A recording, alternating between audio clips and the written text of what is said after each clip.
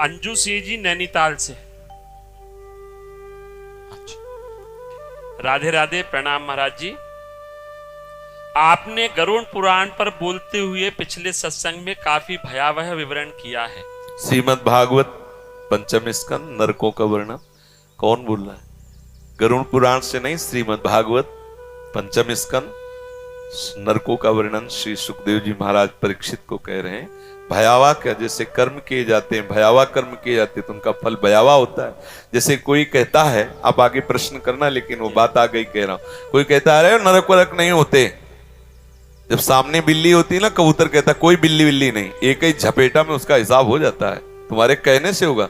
अरे बोले कोई पुलिस वुलिस नहीं, करो मन मानो। जब पकड़ जाते हैं ना, तो जैसे यहाँ नरकों का वर्णन है ना, ऐसे वहां वर्णन है। हम एक मिले थे गंगा किनारे, तो बड़े लंज पुंज, तब वो बता रहे थे कि किसी गैंग में थे, पकड़ गए, अंगुलियां सब चकनाचूर थी। वो बता रहे थे यहाँ लोहे की कीलें गाड़ी जाती, बर्फ की सिल्ली में लिटा के, और जैसे कपड़ा कूटा जाता है ऐसे कूटा जाता है। टट्टी पेशाब सब उसी कमरे में छूट रही है, सड़ रहे हैं, मक्खियां मच्छर सब काट रहे हैं।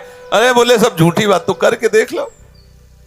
बोले यहां नहीं नरक, वहां नहीं नरक, कोई ये सब केवल गप्पे बता रहे हैं। बाबा जी को क्या है, तो लोग में भय फैला रहे हैं। आप करके देख लो। यहां बोले भगवान अगर दंड देना है तो समाज में दंड दें। जानते हो चोर की जब पिटाई होती है ना, तो बंद कमरे में होती है। चाहिए कि समाज में करना चाहिए जिससे शिक्षा हो, लेकिन सिद्धांत है। आप देखो किसी मुजरिम को ले जाते हैं तो कैसे पीटते हैं, सब बंद करके एकांत में भी कस के धुलाई करते, एक एक बात पूछ लेते। ऐसे ही जिससे जैसे हम तिहाड़ जेल नहीं, ऐसे नरक है। ऐसा मान लो कि तिहाड़ जेल एक भारत की जेल है और नरक एक अनंत ब्रह्मांडों की जेल है। जहां से भी अपराध करोगे वहां तुम्हें जाके सजा मिलेगी। तो भयावह क्या? भयावह कर्म ना करो। ये पुलिस है, चोर के लिए भय देने वाली है और आपके लिए निर्भय करने वाली है। आप देखो अगर आप धर्म से चल रहे तो आपको कितना सपोर्ट देते।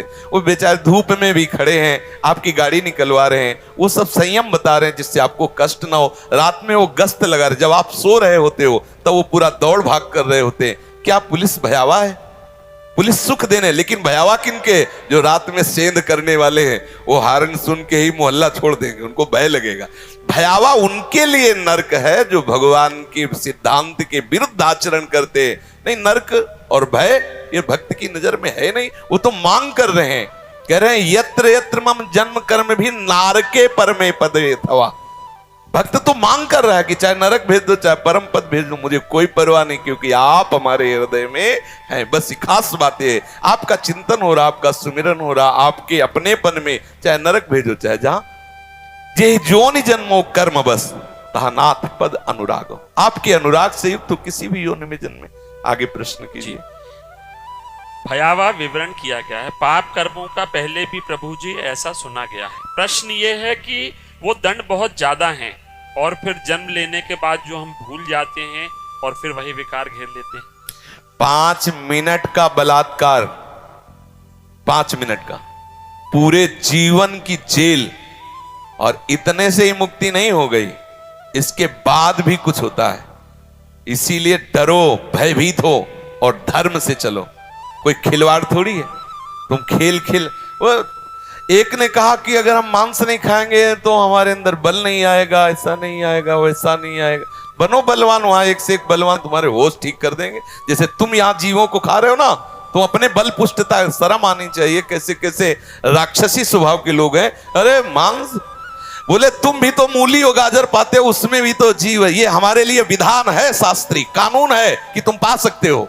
हमारे लिए विधान किया है भगवान ने। तुम मनुष्य, तुम्हारे लिए बकरा भैंसा राक्षस हो क्या? तुम्हारे लिए विधान है क्या? मूली गाजर जो विधान है, जीवे जीव बिना जीवे नहीं, सिद्धांत है। हमारे लिए विधान है। हमारे लिए गेहूं है, जौ है, चना है, दालें हैं, अन्न है, फल है, मेवा है, मिष्ठान है, दूध है, दही, कितने पदार्थ जरूरी है।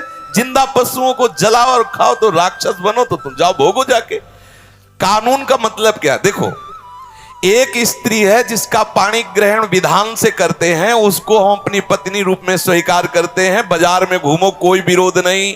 ना इस लोक में ना परलोक में। हमारी बहन भी स्त्री है, दूसरे की बहन भी स्त्री है, और वही व्यवहार तुम करो तो दंड भोगो, यहां भी जेल भोगो, वहां भी नरक भोगो। बोले स्त्री तो स्त्री है, अरे जी है, लेकिन विधान है। ऐसे ही जीव तो जीव है, लेकिन जी विधान है। तुम्हारे लिए क्या विधान, तुम्हारे लिए क्या विधान है? ये पशुता की बुद्धि तुम्हारी वहीं ठीक होगी। एक हाँ, आप आए रहना से ना बगल में, और तुमसे पूछ रहे तिवारी, तुमसे रहना से ना, वो तो तुम जानते। और क्या नाम था उस ठाकुर का, वो जो सुरेंद्र का भाई है, राघवेंद्र सिंह। देखो ये प्रमाण भी है, नहीं तो होता कि कहानी बता रहे। उसका ऐसा नक्शा था, जिधर से निकले उधर से हाहाकार मचा दे। अगर आप तनिक भी विरोध किए तो बीच बाजार में जूतों से पिटवाएगा। ऐसा उसका मतलब बल विक्रम था। छोटा भाई तो कसाई समझो, हसिया से काट देता चाहे जो कोई हो। ऐसा नक्शा एरिया थर्राता था। हम देखा है और सुना भी है, और परिणाम भी देखा। हो गया एड्स। अब सारी ठकुरी होश में उड़ गई। ऐसे कीड़े मकोड़े की तरह तड़प के और जे भी वो मरा तो छोटे वाले को जानते, जिसे तिनका, ऐसा ऐसा रहा न कोकुल रोवन यार।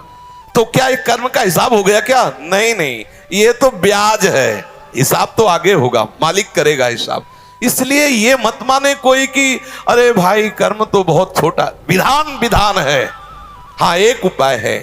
यदि आपने अभी तक गलतियां की और आपको भय लग रहा है, बचना चाहते हो, तो जैसे मुकदमा में साबित हो गया कि तुम सजा के योग्य हो, फांसी की सजा दी गई, तो आप एक उपाय है, राष्ट्रपति से अपील करो, वो माफ कर सकता है। तो भगवान हमारे राष्ट्रपति हैं, राष्ट्रपिता हैं। हम बच्चे, हमसे गलती हो गई, हम अपील करें, अब लो नशानी अब ना सही हो, तो कह रहे हम त्वाम सर्व पापेभ्यो मोक्षयिष्यामि मा शुचा। जा, मैं तुझे सारे पापों से मुक्त कर देता हूं। वो नरक कभी नहीं जाएगा, महापापी रहा है लेकिन भगवान धाम जाएगा, क्योंकि प्रभु ने उसे माफ कर। एक उपाय है, हरि की शरण में आ जाओ, प्रभु का नाम जप करो, सब पाप नष्ट हो जाओ। मनमानी आचरण करो तो भोगो जा करके। अब आप कह दो इतने का इतना दंड, तो ये तो विधान है, डरो इस विधान से।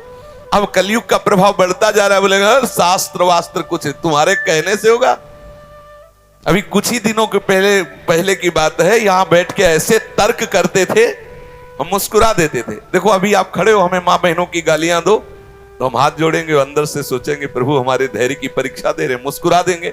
वो आपको लगेगा मैं बाबा को दबा के चला गया। दुखिया को न सताइए, दुखिया देगा रोए, और जिस दिन दुखिया के मुखिया सुने तो तेरी गति क्या हो। यही हम तड़प तड़प के कैंसर से युक्त होकर जब शरीर वो शरणागत भी हुए भगवत मां, तो हिरा गई, सारे नशे हिरा गए, सारी अहम मिट्टी में मिल गया। तुम कहो कौन भगवान, कैसा भगवान? जब उसका हिसाब आएगा तुम्हारे पुरखा पानी पा जाएंगे, पक्का समझ लो। तुम्हारे कहने से है, यहां तुम मुझ में ताव दो, जब फंस जाओगे ना तो वहां गिरा के एक के ऊपर चार चार की लट बरसती है, तब वो कहता है बाप की कसम खाता हूं दोबारा काम नहीं करूंगा। अभी तुम बोल लो जितना मनावे बोल लो, यहां तो बख्श जाओगे किसी तरह, क्योंकि हृदय वाले हैं। नरक में हृदयहीन है, वहां तो एक राई पाई के हिसाब में अंतर नहीं। अगर यह है कि इतना दंड देना है तो तुम्हारी पुकार नहीं सुनी जाए, यहां तो कम से कम इतना है, पानी पिला दो यार, थोड़ा तो रुक जाओ, वहां नहीं। इसलिए डरो इस बात से कि कहीं हमसे, हरिवंश महाप्रभु कहते हैं यही डर ही डर अपि हरिवंश, डरो जैसी हरिवंश नरक गति दुर्भर, यम द्वारे कटियत नक्शी के। बहुत ही दुर्गति होती है, एक एक पाई पाई का हिसाब होता है, सावधान रहो। हाँ, अगर आपको ऐसा लगता है कि अब बहुत गलती हो गई तो हमारे प्रभु की शरण में हो, सीधा उपाय है, और भजन करो, प्रभु से क्षमा मांगो, वो कृपा करके 1000 थप्पड़ को एक चपत में निपटा देंगे। उनके आगे किसी की चलती नहीं, इसलिए प्रभु की शरण में हो।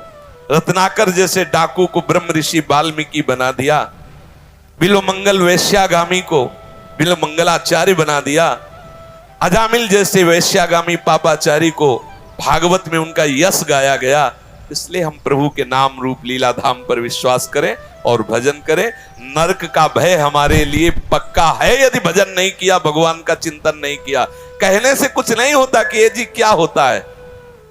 एक भिक्षा मांगने जाते थे तो एक ब्रजवासी थे, हर समय सिगरेट ही लगी रहती थी। यद्यपि भिक्षा मिलती थी लेकिन बड़ी अवहेलना से। ऐसे एक दिन देखा कि मथुरा में ही एक्सीडेंट हुआ, यहां सब इतने इतने बड़े पत्थर लगे, सरिया पड़ी हो ऐसे। तो जब नजदीक गए तो आंसू चल रहे थे और कह रहे थे कि बाबा क्या हो गया, बिहारी जी ने हमें ऐसा क्यों? अब महीनों का हिसाब, पूरे जीवन भर अब मुझ में ताव नहीं दे सकते, बहुत होश में। ये मत सोचो कोई देख नहीं रहा।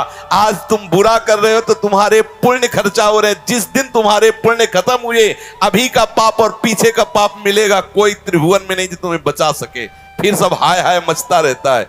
अभी बुद्धि ठिकाने लगा लो और भजन। अगर ये कहो कि भय देते हो तुम संसार को, भय, अच्छा निर्भय होकर के तो ये बलात्कार हो रहा है, निर्भय होकर के तो अत्याचार और हिंसा हो रहे हैं। यदि राष्ट्र का भय, धर्म का भय, शास्त्र का भय, गुरु का भय, तो साफ सावधान पूर्वक धर्मात्मा बनकर चलें। आज निर्भयता बढ़ रही है और शास्त्र और संत और सदगुरुदेव और महापुरुषों की अवहेलना हो रही, उसी का परिणाम बढ़ता चला जा रहा है। आप देखो, जहां ये शासन के इतना करने पर हाथ काट दिए जाएंगे, ऐसा करने पर तुम्हारी आंख फोड़ दी जाएगी, जबान वह हिल जाएगा कि ऐसा कैसे हो रहा है, कहीं भूल हो गई तो ऐसा हो जाएगा। तो ऐसा नहीं। जो भय है वो धर्म पालन के लिए है, जो भय है वो हमें पवित्र बनाने के लिए है, हमें संयम से चलाने के लिए है। वो कोई ऐसे भांग खा के भय नहीं लिखा गया है, वो जो है वही लिखा गया है, जो अपराध है वही। अच्छा आप सोचो, एक आदमी है, तुम्हें दिखाई दे रहा है तुम्हारी बहन को छेड़ रहा है, उसने तो ऐसे छुआ होगा, तुम भी ऐसे छू लो जाके।